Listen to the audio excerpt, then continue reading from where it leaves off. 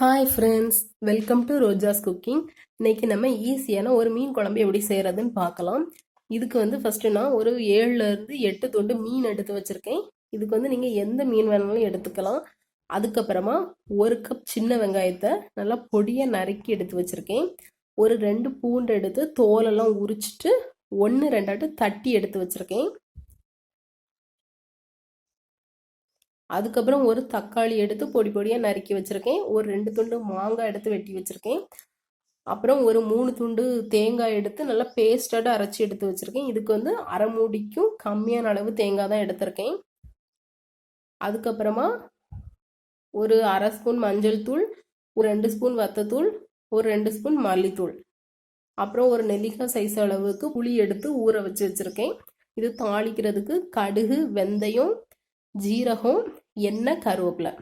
இப்போ இதை எப்படி செய்கிறதுன்னு பார்க்கலாம். அதுக்கு ஃபஸ்ட்டு அடுப்பில் ஒரு மண்சட்டி எடுத்து வச்சுட்டு மண்சட்டி சூடானதுக்கு அப்புறமா இதில் ஒரு 2 ஸ்பூன் எண்ணெய் சேர்த்துக்கலாம். எண்ணெய் காஞ்சதுக்கு அப்புறமா இதில் ஒரு ஸ்பூன் கடுகு சேர்த்துக்கிறேன்.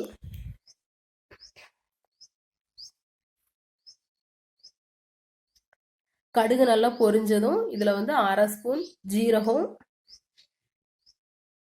1/4 ஸ்பூன் வெந்தயம் சேர்த்துக்கலாம்.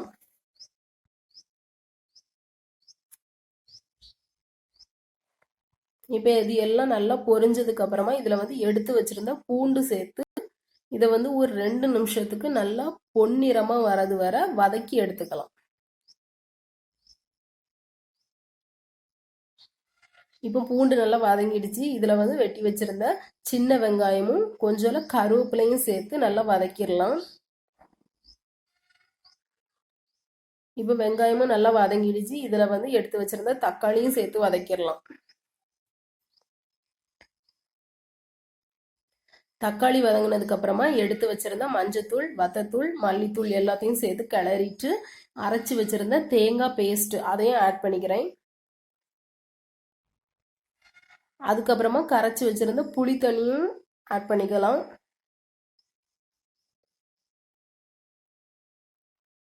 புளி தண்ணி சேர்த்ததுக்கு அப்புறமா இதுக்கு தேவையான அளவுக்கு தண்ணி சேர்த்துடலாம். தண்ணி சேர்த்துட்டு நம்ம எடுத்து வச்சிருந்த மாங்காய் பீஸும் இதுக்கு தேவையான உப்பும் சேர்த்து நல்லா கொதிக்க வச்சிடலாம்.